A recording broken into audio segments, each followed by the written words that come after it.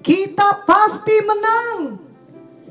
Bila kita melihat hidup kita, sebenarnya tiap hari ada saja ujian kehidupan yang kita hadapi.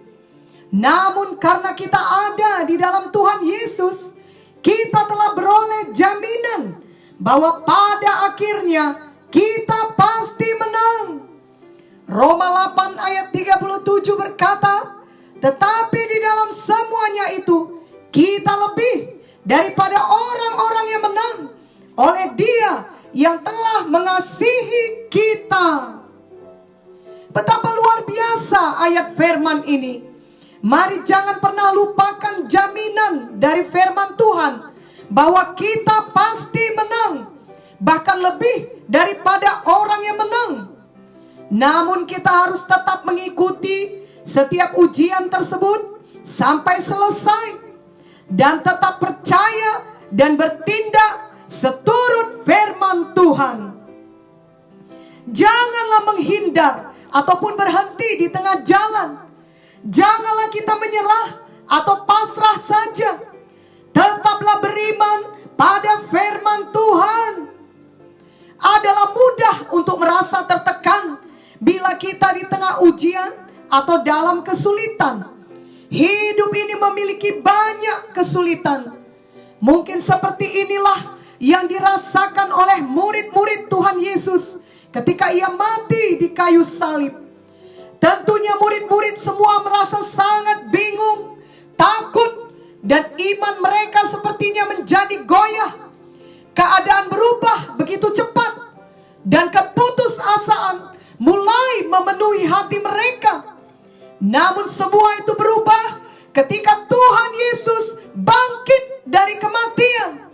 Segenap keputusasaan berubah menjadi pengharapan.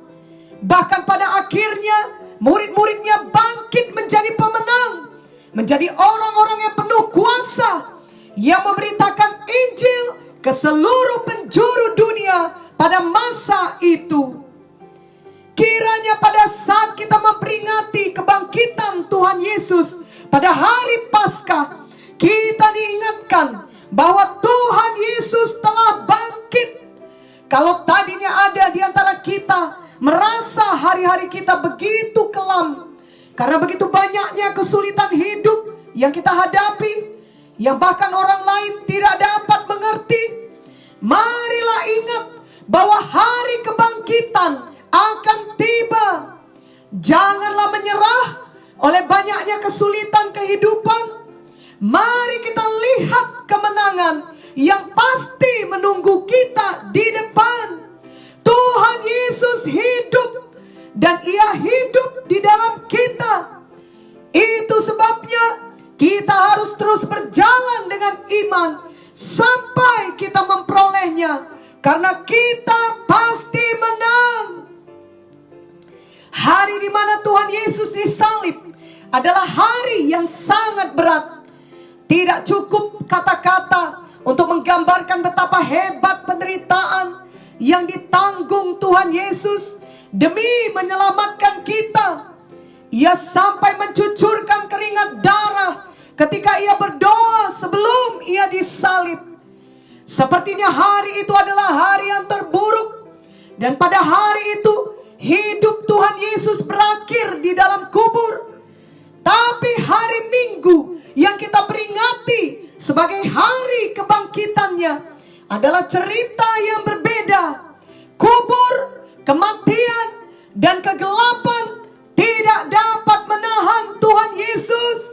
Ia jauh lebih berkuasa dari semua itu. Ia bangkit pada hari ketiga dan Ia hidup selamanya. Tuhan selalu menyelesaikan apa yang Ia mulai, dan selalu pada akhirnya adalah kemenangan.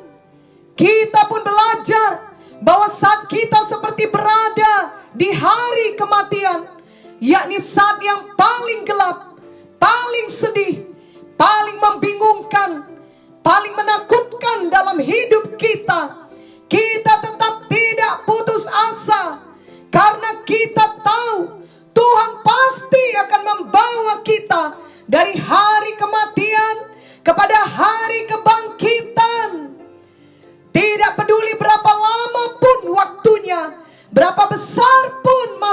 usahanya, berapa kuat pun musuh kita, betapa dahsyat prosesnya, Tuhan pasti dapat menyelesaikannya bagi kita. Filipi 1 ayat 6 berkata, akan hal ini aku yakin sepenuhnya, yaitu Ia yang memulai pekerjaan yang baik di antara kamu akan meneruskannya sampai pada akhirnya pada hari Kristus Yesus.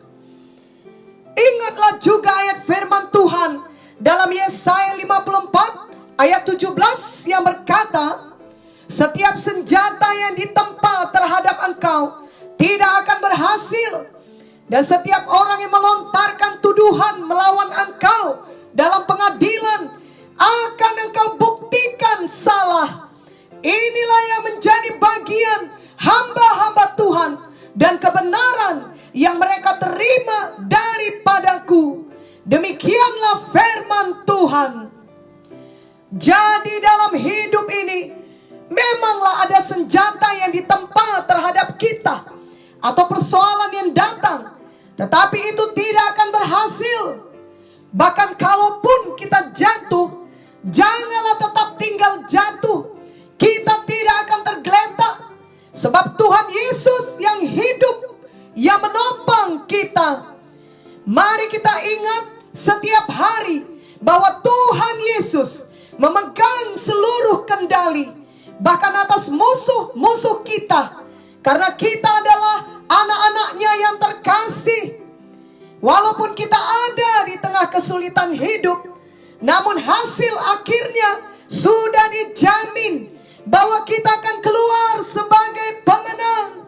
Kita pasti akan menang. Itulah sebabnya mari kita jangan pernah mau kompromi dengan dosa. Jangan menjadi lelah dan menyerah, dan jangan pula khawatir, karena semua hal itu tidak akan mendatangkan kebaikan bagi diri kita.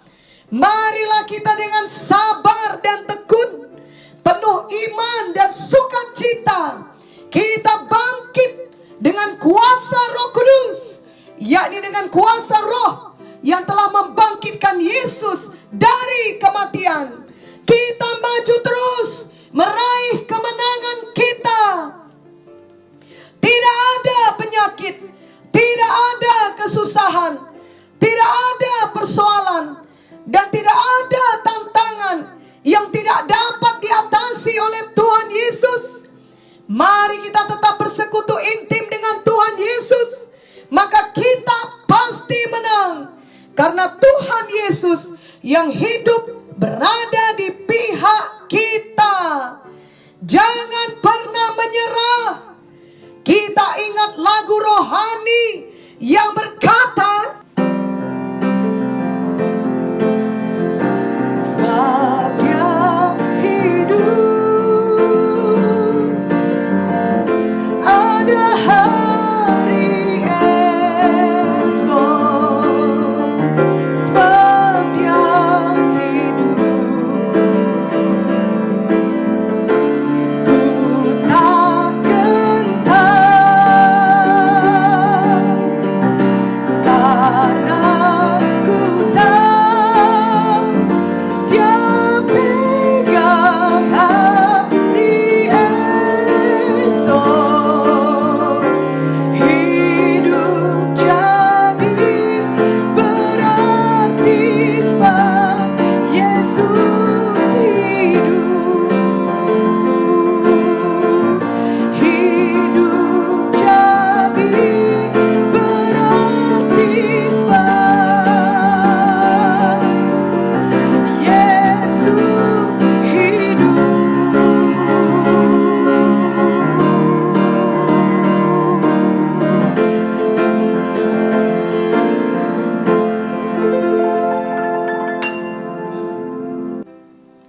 Tuhan Yesus hidup, dan Dia hidup di dalam kita. Mari kita maju terus menjalani hidup kita setiap hari dengan iman di dalam Tuhan Yesus. Bersama dengan Tuhan Yesus, kita